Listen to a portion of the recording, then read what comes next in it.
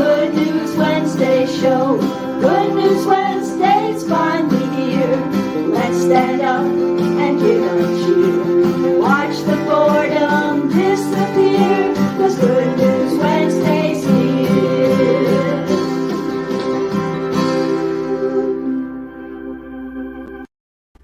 Good evening, everybody, and happy Good News Wednesday.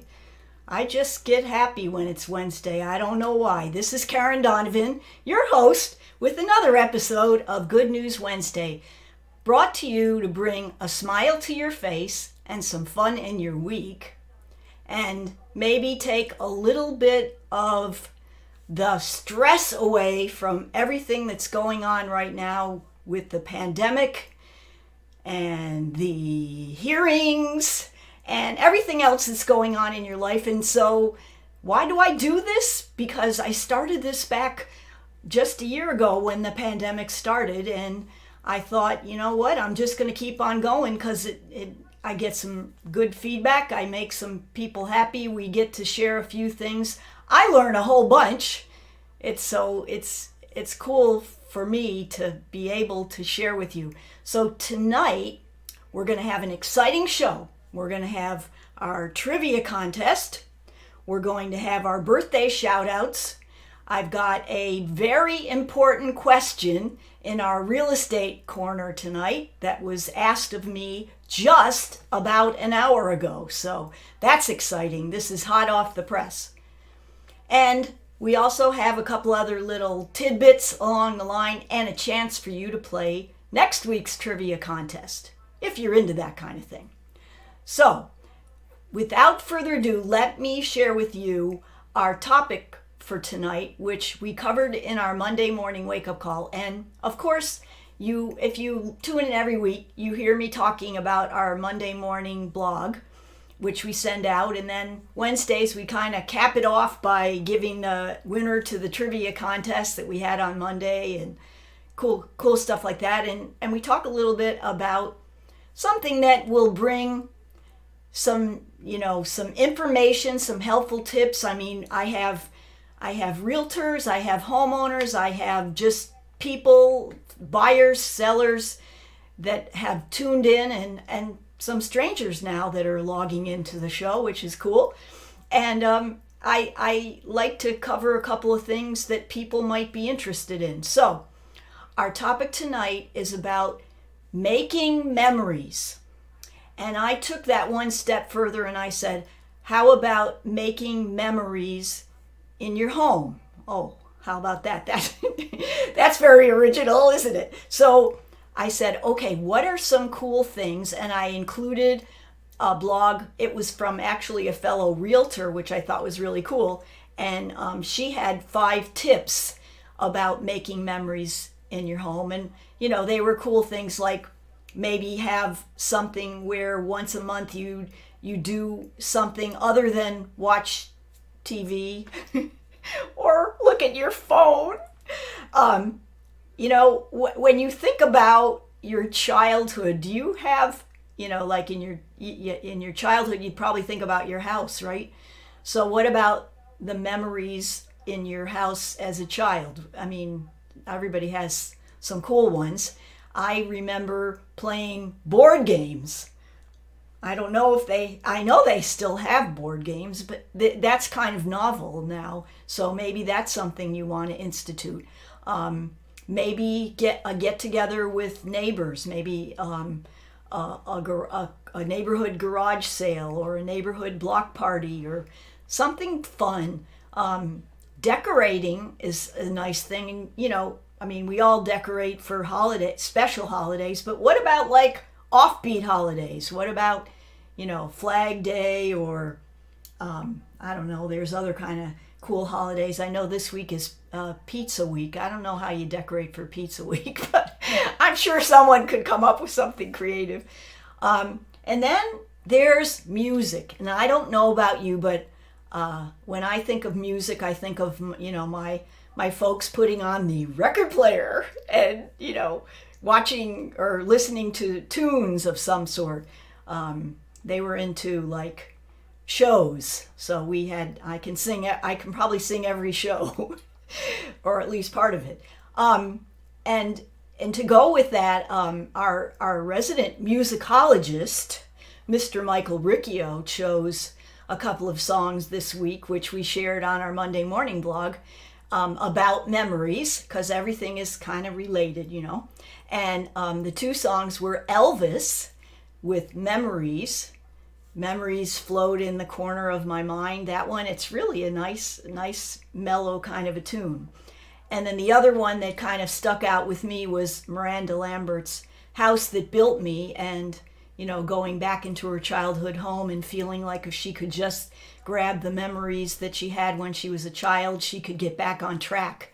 So, you know, those things are important to you, your family, your kids, your friends and stuff. So make some memories this week and, you know, do something creative. Do something that, you know, only you could think of. So that's my idea about memories. Now, to go along with that, we had a trivia question about memories. And the question was, what is not a synonym for memory? What is not a synonym for memory? That was the question. Now, every week we play our trivia contest. I give the new question on the Wednesday show and also in the Monday blog. So you have a choice of either answering it tonight and having a chance to be entered in the drawing, woohoo, or you could answer it on Monday when you get your Monday morning blog. But in any event, we then put all the names into our handy-dandy mixing bucket, and we pick out 4, and those 4 people get a Panera gift card so that we can put a smile on your face and some more fun in your week.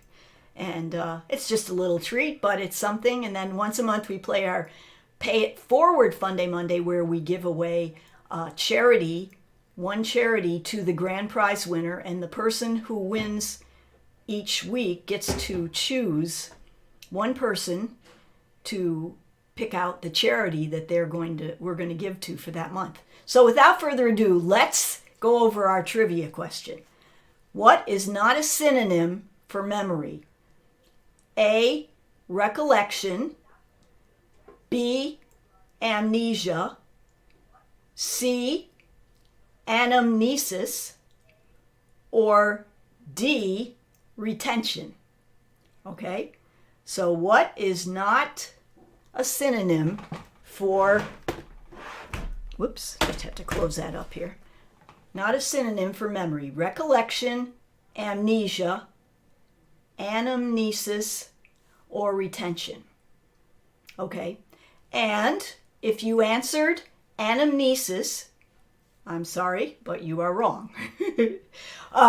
The real answer is amnesia, because that's when you don't remember.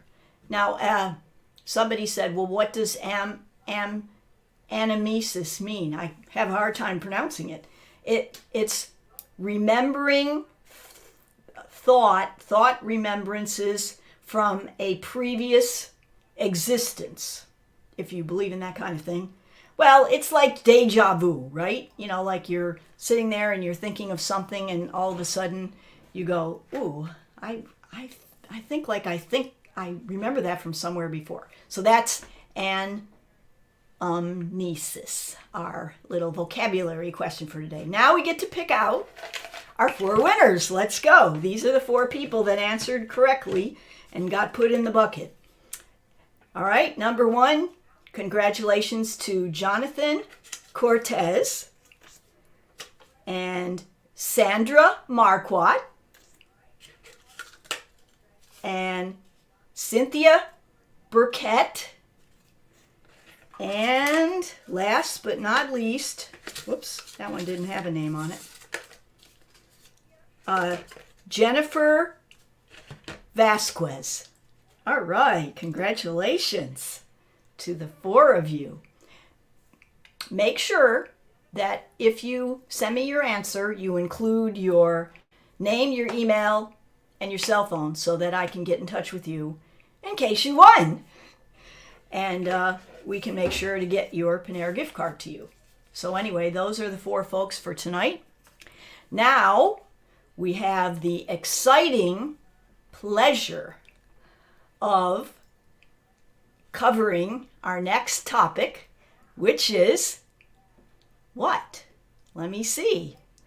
I see it here. Here it comes.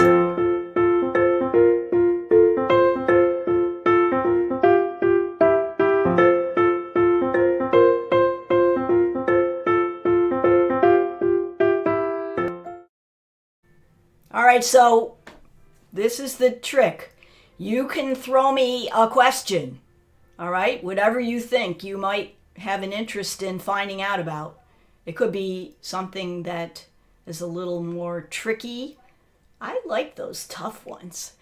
But anyway, tonight, one of my agents who joined us, and she's from California, and so things are, different there than they are on the East Coast. So she was asking me, what is a contingency in a contract, and what kinds of contingencies there are, and what happens? How do you get it removed? Okay, what do you do? How do you do that? So, first of all, in a contract of sale, whether you're a seller or a buyer, you have usually have like a as-is contract. In other words, you're buying the property. It's got to be in working condition. The items have to be in working condition, but the owner doesn't necessarily have to fix anything. However, if the owner is willing to fix something that the agent or the buyer has requested, then the owner goes ahead and fixes that item, and then the contingency is kind of like removed from the seller. But from the buyer's perspective, if the buyer has a repairs contingency in the contract, then the way that contingency is cleared up is when the buyer says, okay, Mr. Seller, if you fix this, this, and this, I'll buy your house, and then there won't be any other contingency except that. So if that's clear, then you understand what a contingency is for a repair. Now, there's also a contingency for a mortgage. There's a lot of different kind of contingencies, but a mortgage, that's a whole other story, and that's when the buyer has to get a loan, and it's the purchase of the property is subject to them getting the loan. So if they don't get the loan, then they get their down payment back. That's usually how it works. So removing the contingency in a mortgage contingency would be when the buyer obtained their loan and they received a clear to close. So that's a little bit about contingencies. If you want more clarification on that topic, please send me an email at Karen@HomesByDonovan, and I will be most happy to make sure that I explain the rest of the story. So that's our real estate question for tonight, and if you have one, shoot it my way and let me see what I can do with it. All right, now we have the next exciting segment of our program, and this is getting to be my favorite.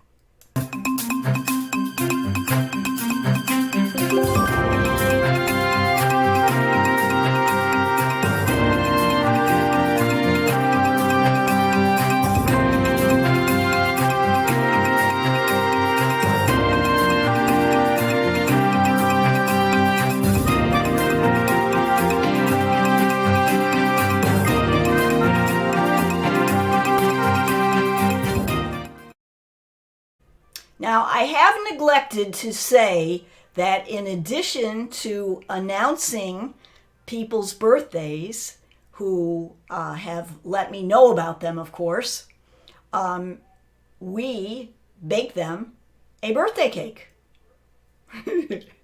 Now. You say, Karen, how can you bake everybody a birthday cake? Well, we're talking about a virtual cake, but it's kind of cool. So if you have a birthday, or you know somebody who does, and you'd like them to get serenaded on our show and get a virtual birthday cake, just send me their name and we'll take care of that. So tonight, drum roll please, we have the following people celebrating birthdays this week. Here we go. Gina Schiavo and Lisa Chiesa. Now I have to tell you something.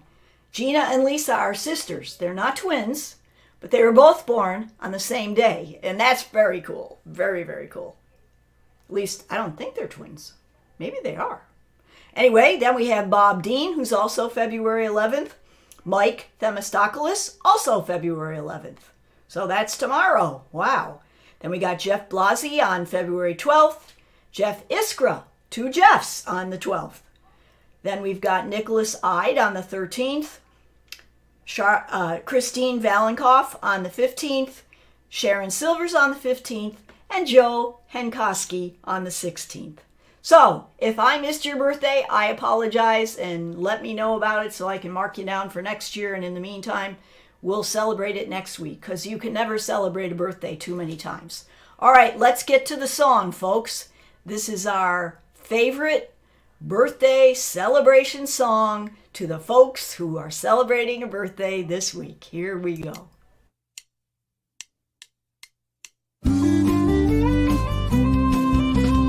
Heard it was your birthday, hope it's a good one too. Happy, happy birthday, now and the whole year through. And if you're having trouble with all those candles on your cake, just call us up, we'll help you blow them out. So you can take you can take a break.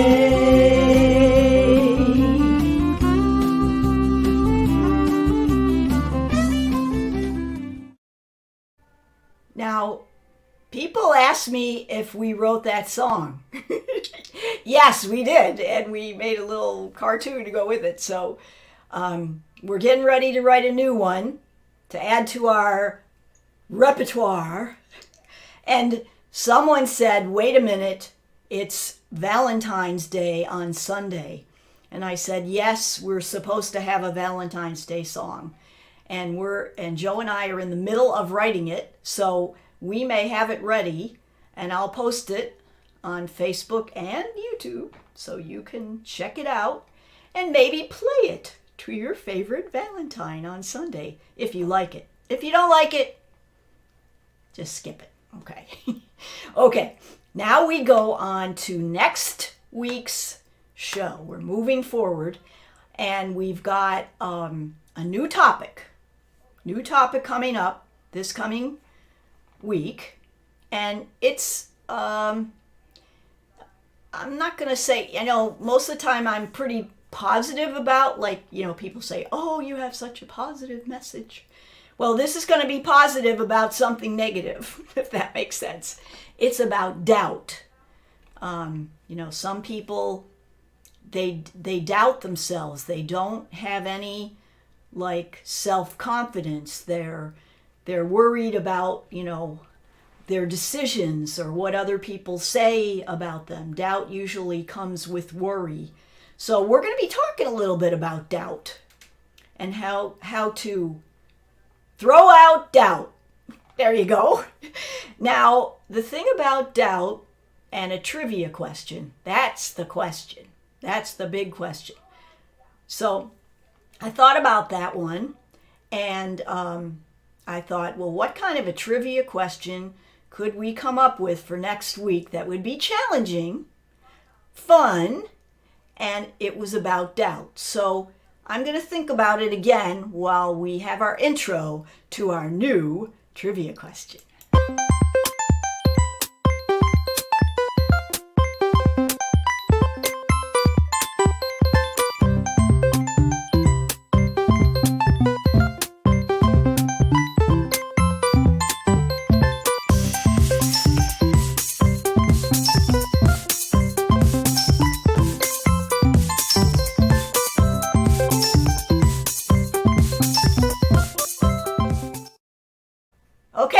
Makes you want to win, right? I thought so. So anyway, here's what I came up with. There was a movie a long time ago, but it was kind of cool. And it was called Mrs. Doubtfire. So I said, okay, Mrs. Doubtfire, you know the story about Mrs. Doubtfire. That was Robin Williams played Mrs. Doubtfire, and he was divorced father who was trying to get back into his kids' lives, and so he dressed up as a housekeeper, and he became the housekeeper and the favorite, and he won, his back into the hearts of his kids and his ex-wife, and it was a neat story. So, here's the question though, because I'm going to throw you a left curve. In the story, Robin Williams was married to an actress who then he was divorced from, and who he pretended he was Mrs. Doubtfire, and surprisingly she didn't know. Ha. Anyway, who was the wife? Who was the ex-wife of Robin Williams? Was it A, Meryl Streep, B, Sally Field, C, Sally Struthers, or D, Taylor Swift? All right, so those are your questions and your answers. A, Meryl Streep, B, Sally Field, C, Sally Struthers, or D, Taylor Swift. And you can answer the question right now by answering in the chat if you're on Facebook, or you can go down in the comments on YouTube, and I'll get that as well, and then your name will be entered in next week's drawing. Okay? So, we want to say to all of you, or send your, they always tell me this, send your email with your answer to Karen@homesbydonovan.com, or you can request a Monday morning blog, and I will send that to you as well. Now, they also remind me to say, please, if you enjoyed this show, please press like, and subscribe, and follow. All right, it depends on if you're on YouTube or Facebook, because we're on everything all at once. One big happy family. All right, so in the meantime, I hope that all of you stay safe, number one. Have a great rest of your week, and also a happy Valentine's Day. Until then, we're wishing you a Good News Wednesday. Bye-bye. It's the Good News Wednesday show. Come on, kids, it's time to roll. Tell everybody that you know. Watch the Good News Wednesday show. Good News Wednesday's finally here. Let's stand up and give a